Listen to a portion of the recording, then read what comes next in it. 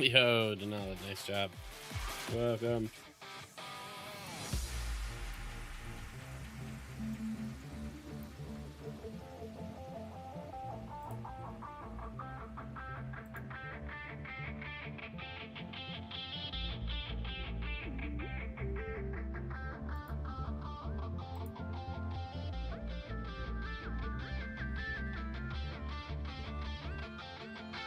You started 3 minutes ago, so she's using a broken clock. I did not start 3 minutes ago. I started a minute and a half ago. Denali back on his game today. I know, it seems like it. What's up, Base Guru? Good to see you, bro. Alright.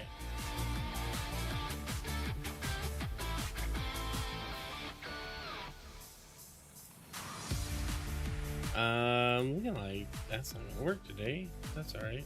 We just won't know what the chat is doing there. And that's fine.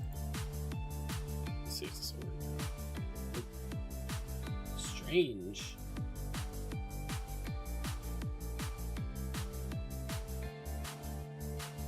Huh. It just completely dropped my connectivity. Interesting. Listen, even as a bot, do you have anything taking my attention? I don't believe you. Oh, there it goes. Is it not authenticating correctly with X either? I usually don't have to check it, but it says connecting. I'm just gonna assume it's working and everything else is working. I'm done babysitting all of these like services. Twitch is working, that's what I need. TikTok's here. So let's go. We got game news this morning. We got a couple things to talk about. Got some good stuff happen. Interesting things going on.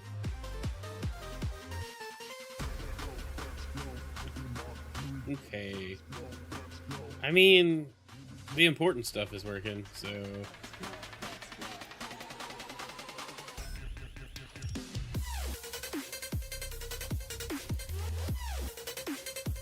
I don't know. I'm not gonna spend more time than I need to on this. On that, let's see. This opened in the wrong order, and that bothers me a lot.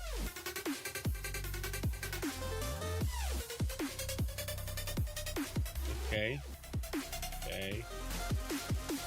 Yeah.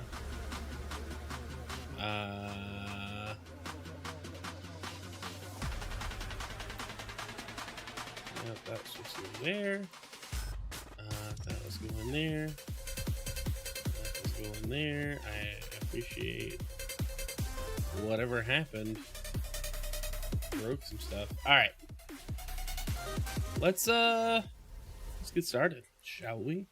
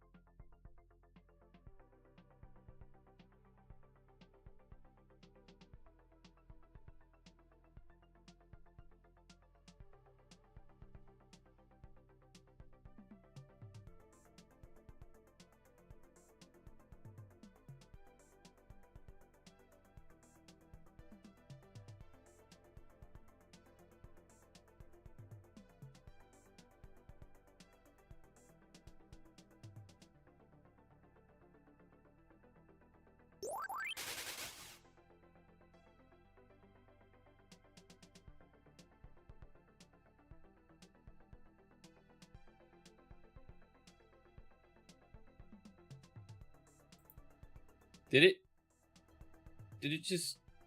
Am I back? Did it just mute? What? Why did it mute? What is happening? Why did it mute the track? I don't know. Kind of scared. Now what's going on? Anyway, what were we saying? Let's see. Okay. We got the state of play confirmed. Marthon might not be there. The claim about Marthon not appearing during PlayStation's State of Play showcase comes from the reliable Paul Tassi from Forbes. Tassi's new report states that Marthon will not be Sony's September event, so don't expect a release date or any other announcement. Moreover, the game is not about to be imminently discussed in some longer Bungie presentation. Lastly, it seems that the earliest we might hear something new about Marthon is in November. So that's interesting. Yeah, I don't know what's going on there. I'm gonna turn this fan on. It's hot in here already. Capcom Tokyo Game Show is live. I think it's 30 minutes long. Ooh, I need to check that out, Zeke. It'd be cool if we got a new Mega Man. But yeah, so it looks like Marthon is going to be avoided for a little bit. I don't want us thinking about it. But I didn't expect Marthon to be at the State of Play. So that's kind of part. This is where I'm at. Like, I didn't expect it. I don't know anybody that would have expected it. But with the delay and everything, this game probably ain't coming out till next year. Or very late this year, but highly doubt it's this year. Alright, let's move on. Okay. Alright, Genki, who just settled a lawsuit with Nintendo, teases the Shadowcast 3 and Covert Dock 3, likely Switch 2 compatible. Kickstarter coming soon. Accessory manufacturer Genki, which got into a wee bit of trouble with Nintendo recently, has teased two upcoming products, the Shadowcast 3 and the Covert Dock 3. The Shadowcast 3 is the next iteration of, you guessed it, the Shadowcast 2, which allowed users to connect their Switch to a laptop or iPad for accessible gaming and capture on the go. It came with its limitations, with a recommended capture quality of 1080-60 for best results. As such, while we can't confirm for definite right now, it seems to be reasonable to assume the Shadowcast 3 will allow for 4K capture at 60 FPS. Perfect for Switch 2 then. Meanwhile, the Covert Dock 3 is a new iteration of... Oh, you get it. the writing here. This thing's pretty nifty. It would essentially bundle a 4K HDMI dock into a portable console charger, allowing you to connect your Switch in its handheld configuration to a TV without the need for a full-size dock. Sadly, the second version isn't compatible with the Switch 2, so that's presumably where the Covert Dock 3 comes into play. And they had a little post. Genki still making stuff is wild. After the little bit of trouble they got in.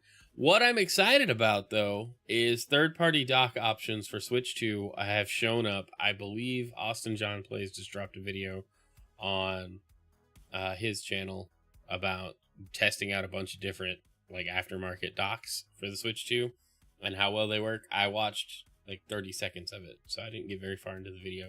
I had to get here. I had to do game news. So I'm looking forward to what the options might be, because $125 for a whole extra dock is a lot to ask. And it would be nice to not have to like pick up and move the entire dock to like my living room or traveling or whatever. I don't know though. The dock does add a little functionality, and I don't think the portable docks will do the same thing. At work. Hey Rose, thanks for stopping in. Appreciate the work. You have a great day at work and stuff. But it's cool to see this stuff coming. I was kind of worried. Apparently the Switch 2, like the way it talks to the dock, is not as simple as the Switch 1 was. Nintendo added some layers of complexity that had to be reverse engineered so that the Switch 2 aftermarket situation could be resolved. I don't think Nintendo's too happy about it, but they knew it was going to happen. I mean, they all knew it was going to happen. They're just going to be like, hey, we can't guarantee performance if you're using an unlicensed piece of hardware. So that's what it is. But I'm looking forward to that stuff. I like options. I like options. All right. Let's talk about PlayStation trophies. They will now unlock the ability to purchase real-life merchandise for some franchises. A t-shirt and a pin are available now. So PlayStation has launched franchise rewards, which will allow players to purchase exclusive merchandise if they've earned the corresponding in-game trophy. Kicking off with Ghost of Tsushima, players who have earned the Mono no Aware, Aware, Gold, or Living Legend Platinum trophies in Ghost of Tsushima by December 31st, 2025 can unlock access to a selection of limited edition merchandise. To be eligible for the program, players must earn the required trophies in-game and then head to the Ghost Rewards store at ghostrewards.playstation.com in order to purchase the items. Ghost Rewards are available to ship to players in the United States, Canada, Australia, Europe, EU, Monaco, Norway, and Switzerland, and the United Kingdom. PlayStation says that availability outside of these regions may be introduced at a later date. Players who earn the Living Legend Platinum Trophy with a connected PlayStation account in Ghost of Tsushima by December 31st can purchase a commemorative pin featuring the same artwork featured on the Platinum Trophy icon. The commemorative pin is $25. That's not too bad. A t-shirt is available for players who have achieved the Mono no Aware Gold Trophy in Ghost of Tsushima with a connected PlayStation account by December 31st. The commemorative t-shirt is $30. Only one of each item may be purchased per account, according to PlayStation. Ghost of Yotei themed rewards will be introduced later this year. So that's kind of cool. I think I would like to see this happen with more franchises and more games. Especially like, you know, if the merch is good, because it's like, hey, you could only get this if you got the trophy, first of all. And then second of all, you had to want to buy it. I think, you know, people like trophies and people like merch, but the cost might push people out of like buying it. So, you know, it'd be a little more like exclusive if you were to get it. I think that's a cool thing. Not to mention, like, the pin looks pretty sweet in this picture. I don't know anything about the Ghost of Tsushima or Yotei games at all, except that they look cool. And that looks awesome. And I like that it looks like the Platinum Trophy. Like, that's pretty sweet. Star Rewards aren't gone yet, just like gold points. PS6 isn't even here yet. I think if they can make if Microsoft could do something similar, which they totally could, because they have their merch stores for like everything. I think it'd be really cool if this started becoming a thing for achievements and trophies and the like, you know, like just little tchotchkes that you would get in like a collector's edition or, you know, a holiday box or something. Yeah, it'd be cool. It's just one way to reward your hard work at all the video games you play and don't play. So anyway, all right, that's cool. That's cool. I think it's a cool addition. All right, here we go. The title, we're talking about Palworld, their new game, Palworld Palfarm. It's a new farming spinoff coming from PocketPair. Players will team up with pals to grow their farm. You know, because PocketPair just didn't want to let Nintendo have their little farm sim Pokemon Pokopia. I forgot the name of it. Is that the right name? But anyway, without some competition. So here we are with Palworld's take on the farm sim genre right about the same time. I love this. Currently only confirmed for PC, Palworld Palfarm lets the player gather the series pals and put them to work on a farm. The game has yet to receive a release date, but its Steam page is active now, allowing players to wishlist it. Players will start with barren land and make use of Pal's special abilities to carry out tasks, with the aim being to turn the land into a thriving environment. Much like the main Palworld game, Palfarm will still feature combat, with players' pals taking on more aggressive pals that try to raid their farm or lurk underground. There's also a marketplace run by residents, as well as a shadier black market hidden on the island's far side, where players can buy more questionable items such as guns and suspicious fertilizer. The game also supports multiplayer, meaning players can work together to build a farm together. So, you know, if you wanted less open world exploration and more Animal Crossing in your Palworld experience, Palfarm's right up your alley. Yeah, that's what I was gonna say, Denali. Isn't this pretty much what people did in Palworld itself? Like, I feel like when I played Palworld, I was making the pals do little campground tasks to build the camp even further and build the house. This looks like a much more emphasis on like the farming and farm sim side of it, with like upgrades to the area being like different milestones. I guess there's a trailer. I didn't pull it up, but we should totally watch the trailer. That seems like a better plan. Hopefully it's not weird. It's Animal Crossing. My gosh, it's just Animal Crossing.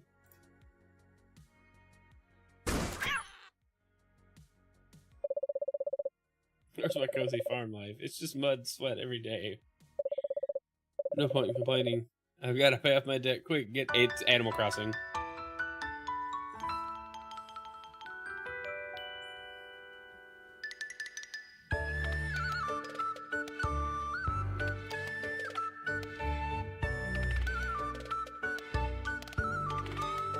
It is literally Animal Crossing.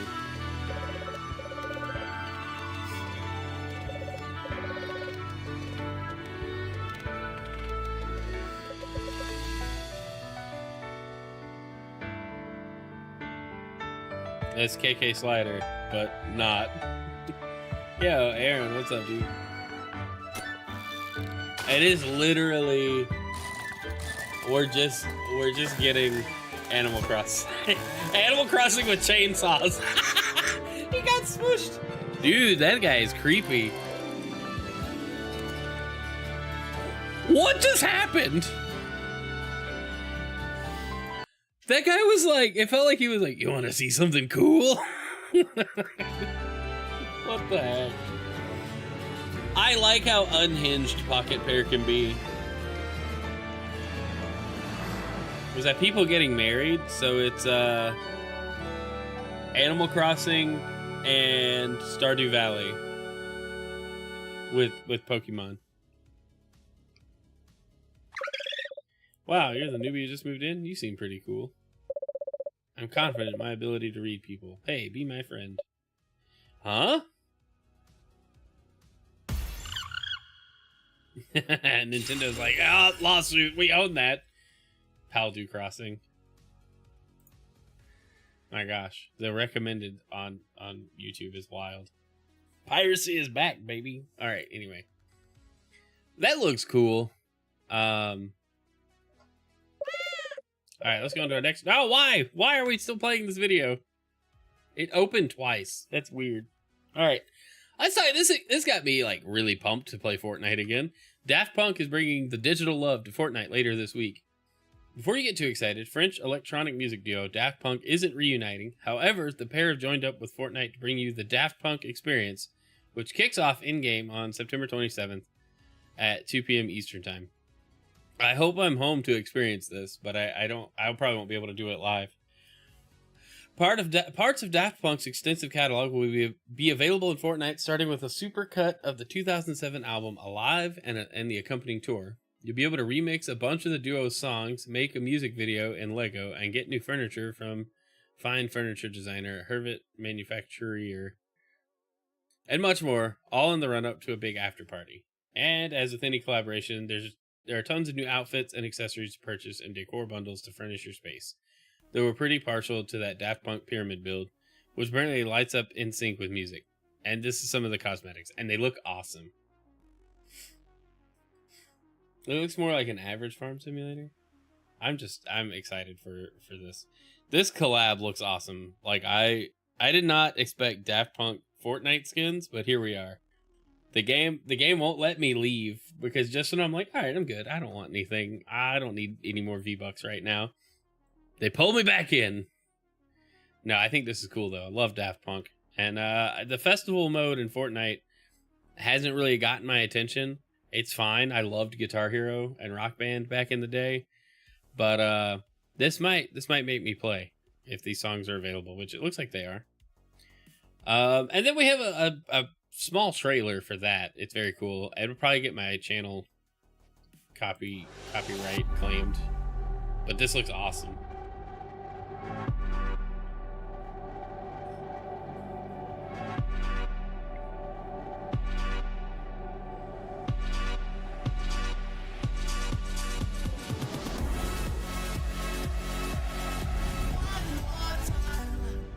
Yeah, I'm so pumped. That's gonna be so cool. I don't think there was anything at the end. It was literally just this. Yes. Love it. Daft Punk's 100% a good choice for an event. No, I completely agree.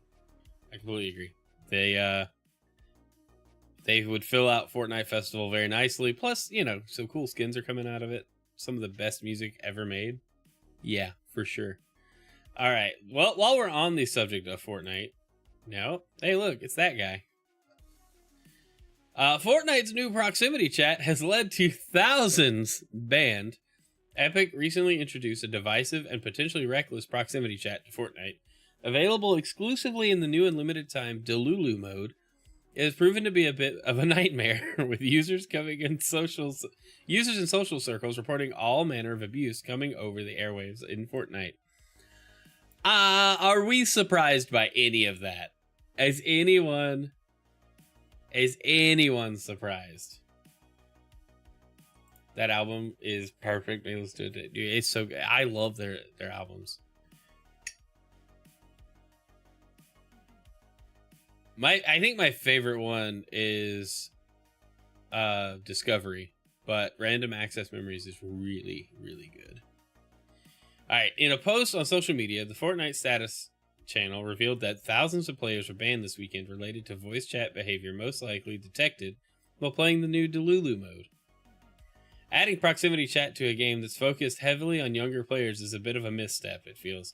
Epic has added proximity chat for the new Delulu mode because it's all about making partnerships on the go as a match unravels, then potentially turning on your newfound friends to secure the grand prize. However, it has inevitably led to toxicity surfacing, and players mistreating the proximity chat in Fortnite to hurl racist, sexist, and other kinds of abuse at their opponents. I'm sorry. It just does not surprise me. Hey, you gave kids unrestricted access to Fortnite, and then you gave them proximity voice chat. What did you think was going to happen? These are the reports that have been appearing on platforms like Reddit. In a recent post on social media, Epic revealed how the team has banned thousands of abusive players in the last couple of days. Remember to report voice chat behavior in-game that violates our community rules. This gives us evidence to quickly take action against rule breakers. You darn rule breakers. So I think what's funny about that whole thing, and they're like, hey, report this conversation. Fortnite could fix this in a number of ways, but they could fix this by allowing you, or they could do it themselves, to not show these modes to underage players. Now, that's assuming parental controls are turned on. I just really wish I could turn off like user created maps in Fortnite. Personally, I don't play them. I don't really like to get on them. They're a lot. Right? I'm not a fan of them. Secondly, my kid like got banned from playing Fortnite for like in the house, like not from the game, like in house. Like we're like, hey, you're not allowed to get on Fortnite for a while because she kept playing these dumb games, and it was like, you're not supposed to do that. Like, stop playing that game. So the solution is really, really simple. It's really simple. It's stop allowing, like, let us filter that feed at the like the home menu, the home screen, to be just Epic Games created stuff. And then if it's not age appropriate, like, start flagging it more strictly. You know, Delulu should have been available for adults, and that's it. You know, why are kids able to play this mode? All right, let's see what people were saying. One user commented under this post, I played late last night when it was just adults, and the game was fun and chill, and there was a great vibe. Played during the day-to-day with half the lobby being kids, and it was like a toxic hell zone. Make of that what you will. I was called a hard R by a 10-year-old. Did anybody play Call of Duty on the Xbox 360? I'm not saying this is okay. I'm just saying none of this is surprising. None of this is surprising at all.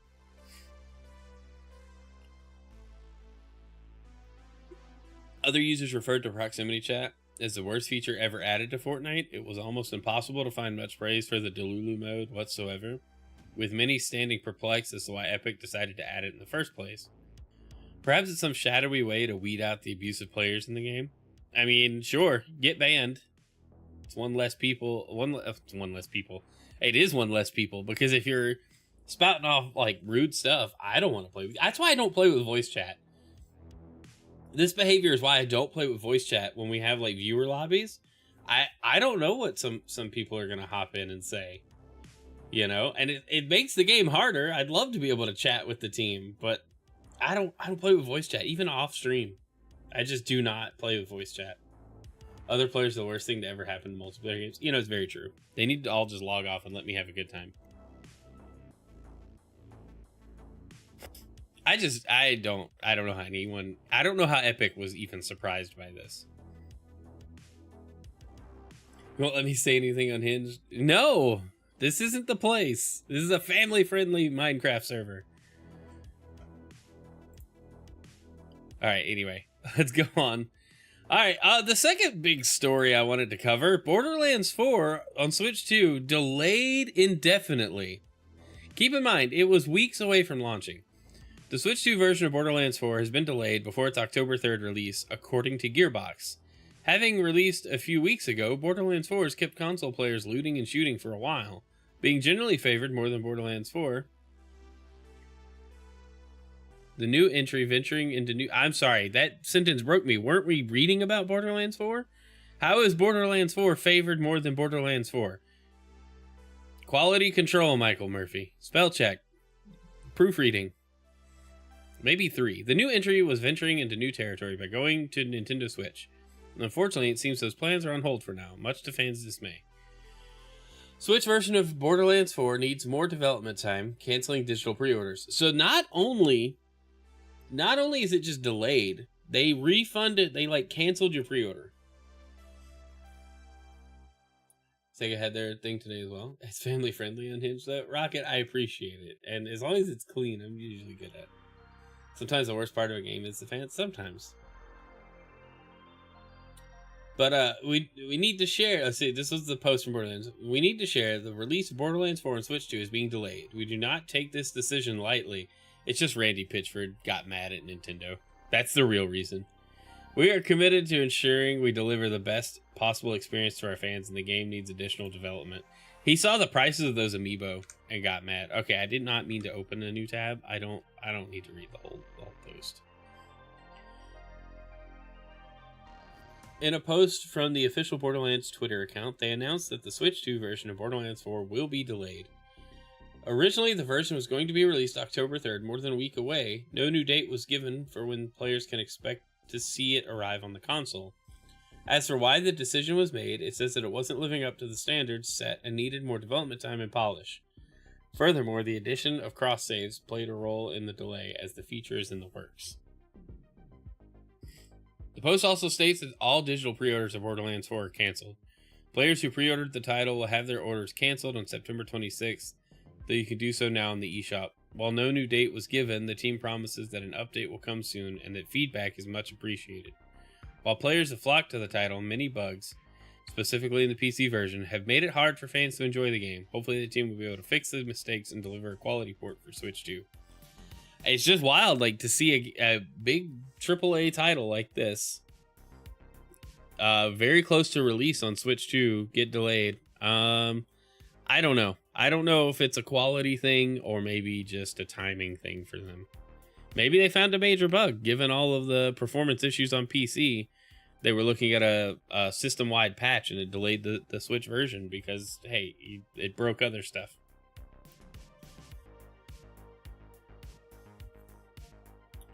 So they realized dropping an unoptimized game on a handheld console wouldn't be a good idea. The RGG Summit for Sega? Yeah, I'll need to check that out. We'll talk about that probably on Friday. We may do a Tokyo Game Show summary. Alright, but yeah, it's wild. Anyway, let's move on. Concept art and gameplay from Xbox's canceled Perfect Dark game has been shared. This was kind of wild. Because I was pretty mad when I found out this got canceled. Internal documentation acquired by MP First shows concept art for some of the game's locations as well as gameplay details. It refers to game concepts like a relentless system and a reward system, but goes into more detail on another concept, the adrenaline system. According to the description, this would have made adrenaline a finite resource, which the player could have regenerated over time. Having adrenaline would have given the player various abilities such as healing, increasing damage dealt, and reducing damage taken. Other adrenaline features would have included slowing down time to dodge bullets, better aiming precision, and increased movement speed. The documentation also refers to Season 1, implying the game may have been episodic, and includes concept art for various eco-sci-fi locations said to be featured in the first season, including Cairo.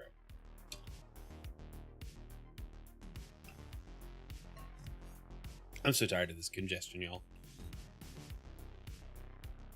It feels like it went away, and then it just came back, like, this morning. Alright, Perfect Dark reboot of the classic spy shooter from developer Rare was announced in 2020 and featured in last year's Xbox Summer Showcase. Golly, can't even read.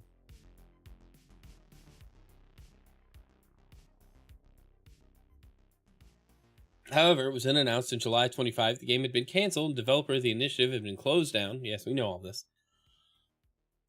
Yeah, anyway. Okay, there's nothing new there. Just, hey, here's a piece of concept art. Where's the other stuff? I thought this article had the art.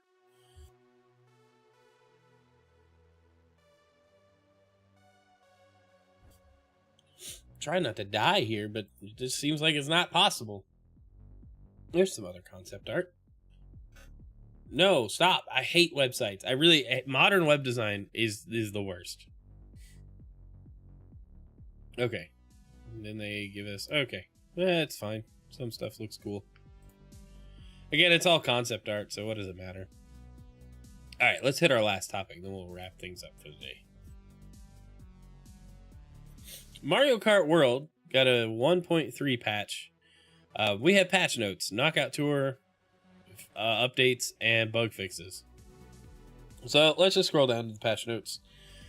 Alright, I'm excited to check some of this out. You can now join friends playing Knockout Tour by selecting friends from online play, one player. This is great because it was so hard to play Knockout Tour with people unless you were doing like a private, like closed lobby. And now you can like queue up with friends, which is great. 2 players can now play free roam while waiting if the game was full when trying to join friends playing race, Knockout Tour, or battle in online play. Free roam map now displays locations of P-switches you've run over and Peach medallions you've obtained. You can now select a P-switch from the map and move to a location near the P-switch, which is fantastic. Brent, what's up? Good to see you. In free roam, you can now transform into the character pulled into the UFO. If dash food in settings controller is set to doesn't transform, then you will not transform. It's now easier to encounter UFOs in free roam, which I have yet to see them, but I haven't played much free roam. The conditions for the appearance of some Peach medallions in free roam have been adjusted. When spectating in Knockout Tour or Balloon Battle in online play or wireless play, you can now choose who to watch, even if you're holding the Joy-Con 2 or Joy-Con horizontally. Decrease the time between when an item box is taken by someone and the next time it is revived, which I thought was pretty quick to begin with, so it's even faster now. Increase the invincible time after spinning or crashing during a race. Reduce the force of jumps when landing on a rival from above. Decrease the amount of time between when you finish and when spectating begins in Knockout Tour or Balloon Battle in online play or wireless play. Decrease the amount of time between passing through the checkpoint and when the ranking is displayed in Knockout Tour and wireless and land play. Further increase the frequency of lap type courses appearing in the selection when choosing the next course in versus race and wireless races. And then a bunch of fixed issues, which sounds awesome. I'm not going to go. This is a big list. They fixed a bunch of issues and made some major tweaks. Overall, it looks like the game will play a little better. Peach medallions used to disappear in front of people. I didn't know that. I hadn't run across that issue at all. But anyway, yeah, I'm liking the changes. I'm hoping we'll get some kind of DLC or something before too long. That would be great if they added a little more content. I mean, the game's open world side's really cool. I wish there was more to it than just... I wish there was more to unlock, I should say. I was kind of disappointed that the P-switches and the Peach medallions unlock the same thing. And those, it just feels like it doesn't matter. You know, it just feels like it doesn't, like the reward isn't worth the effort. But I like the idea of roaming around and looking for stuff and doing like little race challenges and stuff. I just, the reward's not really worthwhile to me. So hopefully they can add some content to the open world side of it, and then maybe we get some new tracks. You know, it'd be cool.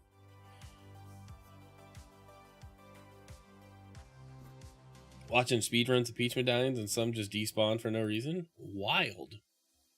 All right, guys. Well, that's it for the game news. I feel like I'm just coughing up a storm here, and it's just not worthwhile. Anyway, I'm also done. Like, that's the end of the news show. That's all the content I have for this morning.